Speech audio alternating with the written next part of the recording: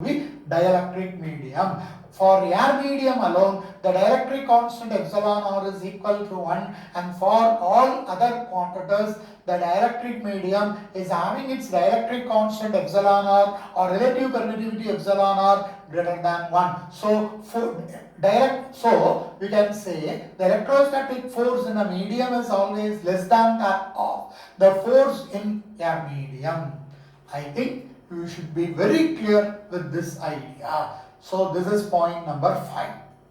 Then the next one, in your book it was being stated that in your, they have given a comparison between the electrostatic force, and that is Coulomb's electrostatic force, and Newton's universal law of gravitation. See, they have stated point number 6, point number 7, point number 8 like that. What I am doing is I am taking this page and separating it into two, and I will be comparing on one side I am comparing the gravitational force, and on the other side I will be writing the electrostatic force. You just look it out. Very easily we can go with this. Let us separate it into two. On the left hand side I am writing the gravitational forces, and I am going to represent this gravitational forces hereafter as F of G. On the right hand side, I am writing the electrostatic force. This electrostatic force, I am considering it as F suffix E. Both are forces, so both are considered to be vector quantities. You see, the first point here, the gravitational force is the universal law of gravitation. Okay, here we have to consider universal law of gravitation. Universal law of gravitation is explained or is given by Newton. Here, when you are considering electrostatic force, here the law is stated by whom? The law is stated by Coulomb. Okay. Then point number 2. When you are considering the universal gravitational force F of G, the study is directly proportional to product of the masses and inversely proportional to square of the distance between them, generally called to be inverse square law. The similarity is available here. See, when you are considering the second point in the electrostatic force, here I can write force F of E is directly proportional to the product of the charges and inversely proportional to square of the distance. Here also inversely squared. So it is, again we can state it out as inverse square law. Then point number 3. When you are considering this F of G equal to, I am removing this proportionality, so I have to give a proportionality constant. It is represented as G, universal gravitational constant. So G, m1 into m2 divided by r square. What is this value of, what is this G? G is universal gravitational constant. What is its value? 6.67 into 10 to the power of minus 11 Newton meter square per kilogram square. What about here? If you are replacing the proportionality constant with the equal to, I am introducing the constant K, represented as Q1 into Q2 divided by R square. Here, what is the value of K? The value of K is equal to 1 divided by 4 pi epsilon.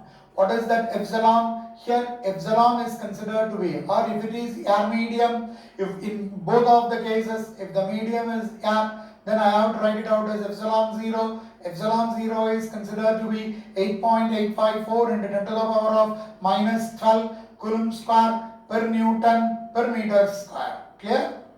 Then let us consider for equation number or point number 4.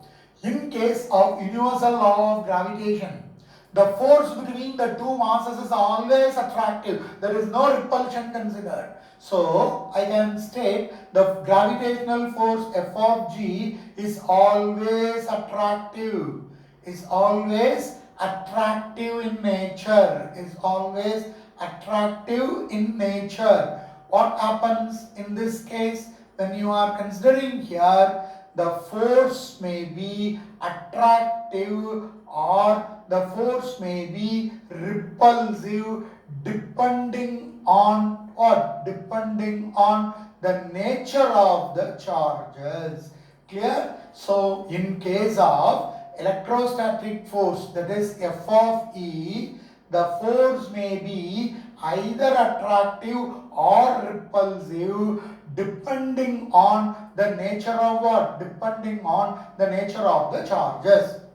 What else I can state? Point number 5.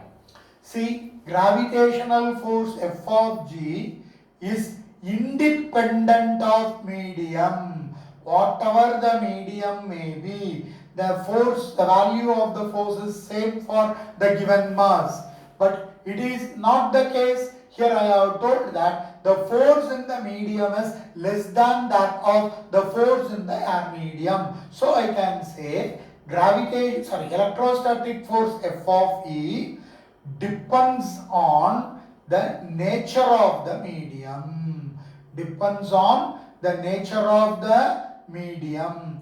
We have stated that force on the medium, electrostatic force on the medium is less than that of electrostatic force in air medium. So when there is a change in medium, there is a change in what? There is a change in force.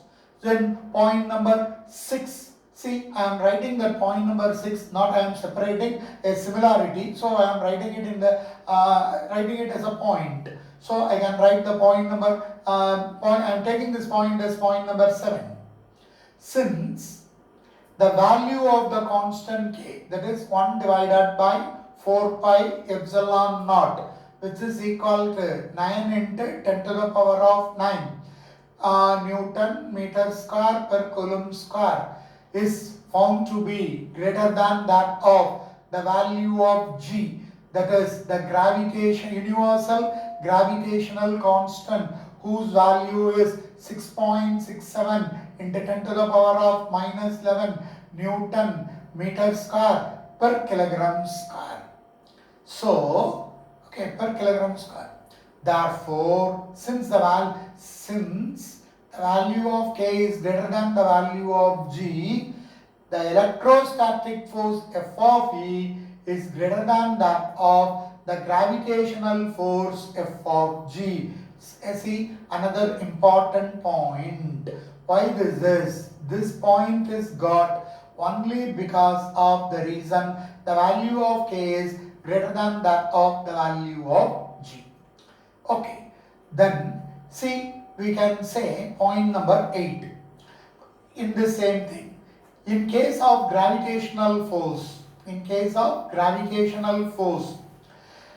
force between two masses, okay, force between the two masses is same, whether or if the masses are, or whether the masses are at rest, or in motion. But it is not in the case of electrostatic force. In case of electrostatic force, we have to say that charges, when it is in motion, charges, if they are in motion, they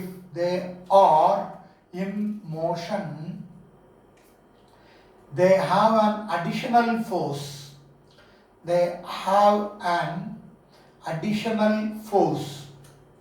So the force increases. They have an additional force called to be Lorentz force. Along with the Coulomb force. So I can say the force increases in motion in electrostatic, but it is not in the case of gravitational force. What do you mean by this Lorentz force? We will be studying this concept in detail in the 3rd unit. So now let us leave it out. So these are some of the points which gives you the similarities and the differences between the gravitational force and the Coulomb force.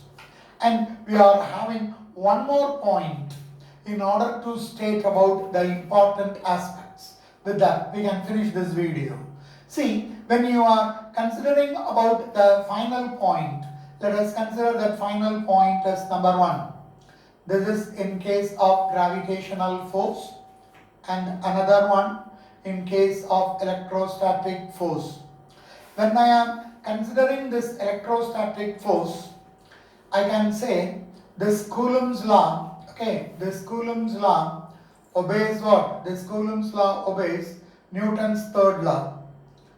Newton's third law. How I can state?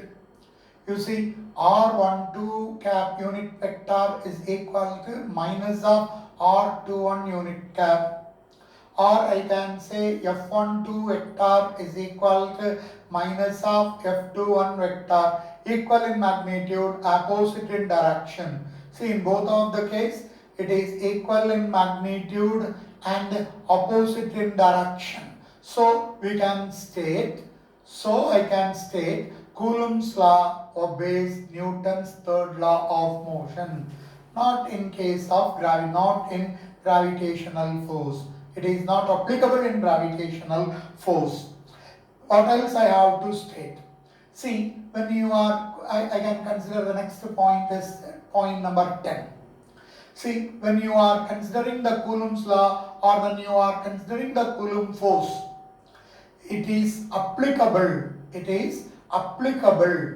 only when the point charges, are considered, only when the point charges are considered, not available in macroscopic form. Already we have studied this even in the Coulomb's law beginning. Then what Coulomb did, you know? What that scientist Coulomb did? Coulomb placed two charges or two charged spheres of small radii separated by a large distance, placed in torsion balance. See, using that concept, he can able to calculate the force between two charged spheres. So these are considered to be some of the points called as important aspects of Coulomb's law. Very important question. See, till now this question is not asked in 5-mark question, but it may be asked. How it may be asked means, in 5-mark question, state Coulomb's law and list out the important aspects of Coulomb's law. Combined together, this question may be arise for a 5-mark question. One thing. The second thing, when from this you can able to get another question. Compare the force between the two masses, that is the gravitational force, universal gravitational force, and the Coulomb force.